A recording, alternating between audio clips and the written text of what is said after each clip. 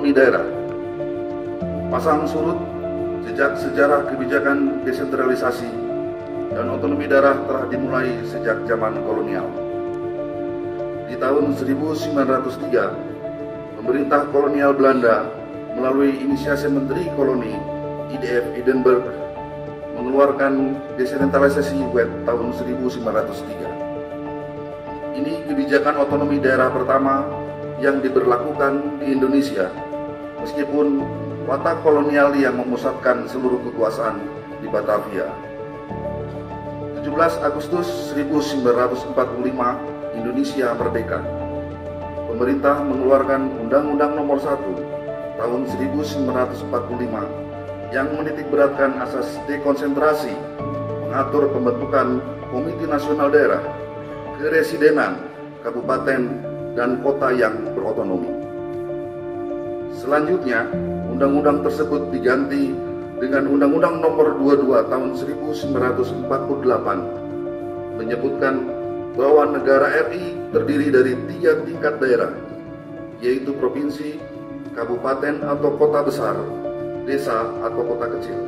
Pasca pemilu 1955, lahirlah Undang-Undang Nomor 1 tahun 1957 tentang pokok-pokok pemerintahan daerah, di mana daerah otonom diganti dengan istilah daerah swatantra dan wilayah Republik Indonesia dibagi menjadi daerah besar dan kecil.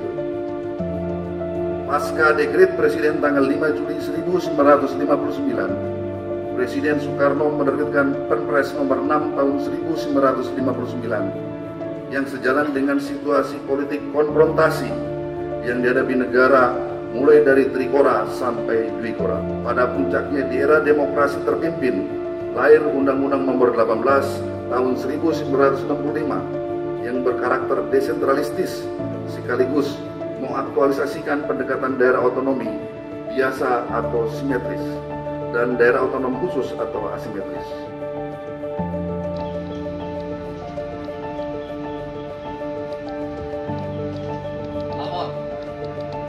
Peringatan Hari Otonomi Daerah ke-29 tingkat Kabupaten Subang tahun 2025 siap dimulai.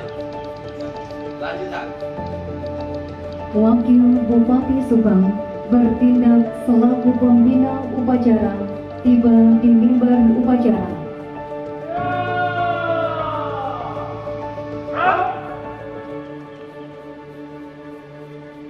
Tamu undangan dimohon berdiri.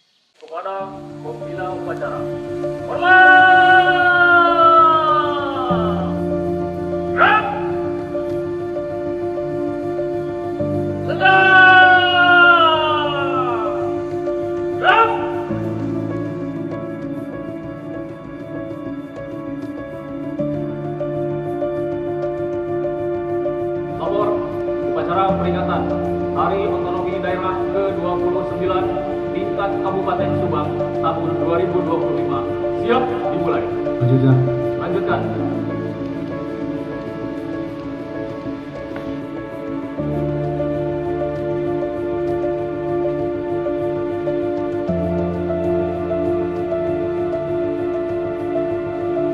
Sejenak kita menundukkan hati kita untuk menghentikan cipta, mengenang arwah para pahlawan pendahulu kita. Menghentikan cipta, mulai.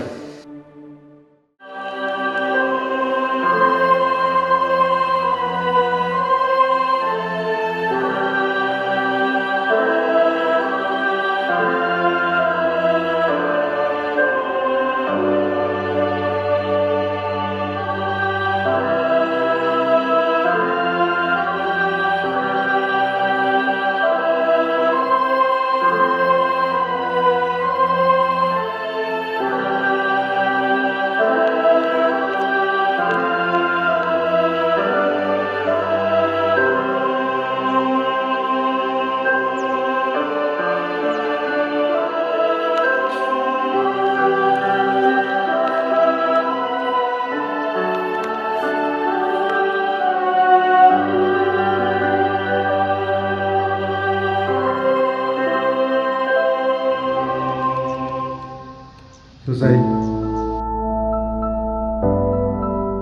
Rakyat Subang, Jawa Barat, Izinkan saya menyampaikan sambutan Menteri Dalam Negeri pada peringatan Hari Otonomi Daerah ke-29 tahun 2025, Jumat 25 April 2025. Assalamualaikum warahmatullahi wabarakatuh. Salam sejahtera bagi kita semua. Marilah kita panjatkan puji syukur kepada Allah Subhanahu wa taala, Tuhan yang Maha Esa, karena berkat rahmat dan hidayahnya pada hari ini kita dapat hadir pada acara peringatan Hari Otonomi Daerah ke-29 tahun 2025 dalam keadaan sehat walafiat. Melalui momentum yang berbahagia ini, perkenankan saya menyampaikan salam komitmen. Salam sekaligus apresiasi kepada seluruh jajaran pemerintah daerah, para tokoh masyarakat, akademisi, insan pers, serta seluruh elemen bangsa yang telah berkontribusi nyata dalam mensukseskan pelaksanaan otonomi daerah di Indonesia. Semangat kolaborasi dan partisipasi aktif dari berbagai pihak inilah yang menjadi pilar utama dalam memperkuat tata kelola pemerintahan daerah yang responsif, transparan, dan akuntabel. Hadirin yang saya hormati, pada beberapa kesempatan saya telah menegaskan bahwa Indonesia adalah negara besar, bukan hanya dari segi luas wilayah dan jumlah penduduk, melainkan juga dari keragaman budaya, sumber daya alam, dan potensi daerahnya.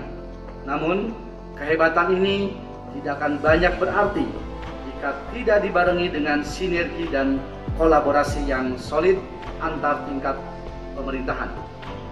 Maka dari itu, sinergi pusat dan daerah merupakan sebuah keharusan untuk mencapai cita-cita bangsa sebagaimana telah dituangkan dalam konstitusi kita. Berangkat dari hal tersebut, serta dalam upaya menguatkan komitmen dan mengharmoniskan langkah kita bersama, maka pada peringatan Hari Otonomi Daerah ke-29 ini diangkat sebuah tema, yaitu sinergi pusat dan daerah membangun Nusantara menuju Indonesia Emas 2045. Pemilihan tema ini merupakan refleksi atas pentingnya hubungan yang harmonis dan konstruktif antara pemerintah pusat dan daerah dalam menyongsong masa depan Indonesia, yaitu Indonesia Emas 2045. Hal ini adalah kesempatan emas untuk membuktikan bahwa kita bisa menjadi bangsa yang maju, mandiri, dan berdaulat yang tercermin dari keunggulan ekonomi, teknologi, pendidikan, dan kebudayaan dengan masyarakat yang adil, makmur, dan berakhlak mulia. Berkenaan dengan hal tersebut, melalui momentum yang berbahagia ini, saya mengajak seluruh komponen bangsa, khususnya jajaran pemerintah daerah, di seluruh Indonesia untuk terus memperkuat komitmen dalam membangun tata kelola pemerintahan yang baik, inovatif, dan berorientasi pada pelayanan publik. Maka mari kita jadikan momentum atau otonomi daerah sebagai sarana untuk mempercepat pemerataan pembangunan, memperkuat integrasi nasional, serta meningkatkan daya saing daerah yang pada akhirnya akan berkontribusi terhadap kemajuan bangsa secara keseluruhan. Hadirin yang saya hormati, sebagaimana telah ditegaskan oleh Bapak Presiden Prabowo Subianto bahwa kesatuan visi, arah kebijakan strategis, serta langkah implementasi yang sinkron dan berkelanjutan di setiap tingkatan pemerintahan menjadi salah satu kekuatan utama bangsa Indonesia dalam menghadapi tantangan besar menuju Indonesia emas. Hal-hal strategis yang perlu menjadi perhatian utama bagi seluruh pihak, baik di pusat maupun di daerah, untuk mengharmoniskan gerak langkah pada tataran implementasi, diantaranya 1. Upaya mewujudkan swasembada pangan, diantaranya dengan menguatkan regulasi, dukungan anggaran, dan teknologi yang diiringi dengan penguatan sumber daya manusia pertanian, akses distribusi pemasarannya, serta mengoptimalkan lahan pertanian. 2. Upaya mewujudkan swasembada energi melalui optimalisasi sumber daya domestik, diversifikasi energi, efisiensi, dan dukungan kebijakan. Dengan upaya tersebut memberi pengaruh signifikan dalam mengurangi impor energi serta memperkuat ketahanan nasional yang mendukung pembangunan berkelanjutan. 3. Pengolahan sumber daya air, diantaranya melalui peningkatan infrastruktur, pengembangan teknologi inovatif, penegakan hukum, serta menyiapkan perangkat kebijakan yang signifikan. 4. Mewujudkan pemerintahan yang transparan, akuntabel, bebas korupsi, dan melayani masyarakat dengan berintegritas. 5. Mengembangkan kewirausahaan yang dapat membuka lapangan kerja, diantaranya melalui kemudahan memulai bisnis dan akses permodalan, pengembangan ekonomi daerah, pengembangan ekonomi desa dan sektor informal, memperluas investasi dan industri padat karya, pelatihan dan peningkatan keterampilan, pengembangan inkubator bisnis di kampus dan daerah, dukungan UMKM dan koperasi, serta kolaborasi pemerintah, swasta, dan akademisi. 6. Peningkatan akses dan kualitas pendidikan melalui kolaborasi pemerintah, pusat dan daerah, swasta dan masyarakat dengan memfokuskan pada beberapa hal utama, yakni pemerataan akses, infrastruktur, beasiswa, dan digitalisasi, peningkatan kualitas guru, kurikulum, dan fasilitas, serta pengawasan dan keterlibatan publik, termasuk di dalamnya memastikan peserta didik tercukupi asupan gizi melalui program pemberian makan bergizi gratis. 7. Upaya untuk mewujudkan pelayanan kesehatan yang merata, berkualitas, dan terjangkau. Diperlukan pendekatan menyeluruh yang melibatkan pemerintah daerah, tenaga medis, dan masyarakat. Beberapa upaya strategis yang dapat dilakukan diantaranya penguatan sistem rujukan dan fasilitas kesehatan, peningkatan kualitas sumber daya manusia kesehatan, digitalisasi layanan kesehatan, penguatan jaminan kesehatan nasional, pencegahan dan promosi kesehatan, nasional, ketersediaan obat dan alat kesehatan, penanganan stunting dan gizi buruk. 8. Reformasi birokrasi dan penegakan hukum merupakan salah satu upaya untuk mewujudkan tata kelola pemerintahan yang efektif, efisien, transparan, dan akuntabel. Untuk langkah reformasi birokrasi dapat diawali dengan penyederhanaan struktur dan prosedur, peningkatan kualitas sumber daya aparatur, penguatan akuntabilitas diantaranya melalui penerapan e-government untuk transparansi pengelolaan anggaran, penguatan sistem pengawasan internal, dan mengembangkan kanal pengaduan masyarakat yang terintegrasi. Tantangan dalam penyelenggaraan pemerintahan dan pembangunan yang kita hadapi tidaklah mudah. Namun, dengan kerjasama dan sinergi antar pemerintah pusat dan daerah, saya yakin kita bisa menghadapinya. Di sisi lain, kita harus memperkuat koordinasi antar tingkatan pemerintahan untuk memastikan agar setiap kebijakan yang diambil implementatif dan tepat sasaran di daerah. Kolaborasi yang efektif antara pemerintah pusat dan daerah dalam melaksanakan arah kebijakan nasional memerlukan komitmen serta pemahaman yang sama mengenai prioritas pembangunan yang berorientasi pada kesejahteraan masyarakat. Oleh sebab itu, penting bagi pemerintah daerah untuk tidak hanya menjadi pelaksana, tetapi juga harus menjadi mitra aktif dalam merancang kebijakan yang relevan dengan kondisi dan potensi lokal agar Indonesia dapat berkembang secara adil dan merata. Dalam pembangunan sinergi antara pemerintah pusat dan pemerintah daerah tidak dapat dilepaskan dari derajat kapasitas dari masing-masing tingkatan pemerintahan karena merupakan salah satu faktor kunci untuk melaksanakan otonomi secara efektif, mengelola pembangunan daerah, dan mendukung implementasi kebijakan strategis nasional. Oleh karenanya, upaya peningkatan kapasitas daerah menjadi hal prioritas dengan memberikan atensi pada pertama, penguatan SDM aparatur melalui pelatihan dan sertifikasi kompetensi, kerjasama dengan perguruan tinggi dan beasiswa. Kedua, peningkatan kapasitas keuangan daerah melalui optimalisasi pendapatan asli daerah, desain APBD berbasis kinerja, dan kerjasama dengan perbankan sebagai upaya membuka akses ke pembiayaan alternatif. Dan ketiga, penguatan kelembagaan dan tata kelola dengan melakukan reformasi birokrasi, digitalisasi pelayanan publik, dan peningkatan transparansi serta akuntabilitas. Terakhir, saya juga berpesan agar kita dapat menjadikan capaian pelaksanaan otonomi daerah di usia ke-29 tahun ini sebagai pijakan untuk terus mengoptimalkan penyelenggaraan urusan dan meningkatkan pelayanan publik di tengah-tengah tantangan dan dinamika yang ada.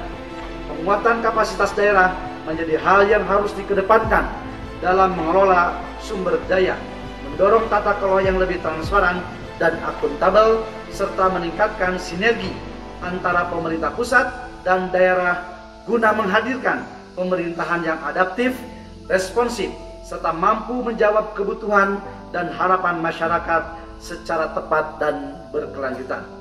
Hadirin yang berbahagia, akhir kata, sekali lagi saya ucapkan selamat Hari Otonomi Daerah ke-29 tahun 2025. Semoga semangat otonomi daerah senantiasa menjadi motor penggerak bagi terwujudnya pemerintahan yang lebih baik, pelayanan publik yang lebih prima, dan kesejahteraan masyarakat yang lebih merata di seluruh pelosok Nusantara. Semoga Allah Subhanahu wa Ta'ala, Tuhan yang Maha Kuasa, senantiasa memberikan petunjuk, bimbingan, perlindungan, dan pertolongan kepada kita semua dalam upaya membangun bangsa dan negara yang kita cintai. Amin. Pembacaan doa. Ya Allah, ya Tuhan kami, pagi ini kami bersimpuh menengadahkan tangan, memohon rahmat dan ridho. Kami bersyukur atas nikmat yang Engkau berikan, sehingga kami dapat berkumpul di tempat ini dalam rangka menghadiri pelaksanaan upacara peringatan Hari Otonomi Daerah ke-29 tingkat Kabupaten Subang.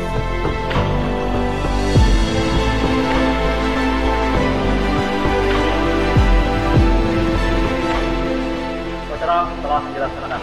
Laporan selesai. Terima kasih. Selanjutnya bubarkan. Kerjakan. Silakan.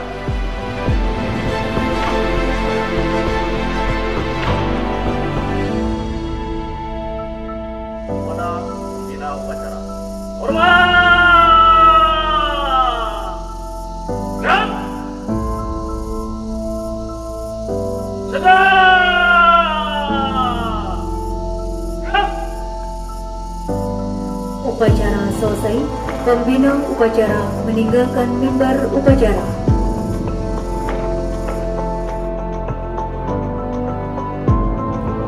Acara telah dilaksanakan. Laporan selesai. Komandan.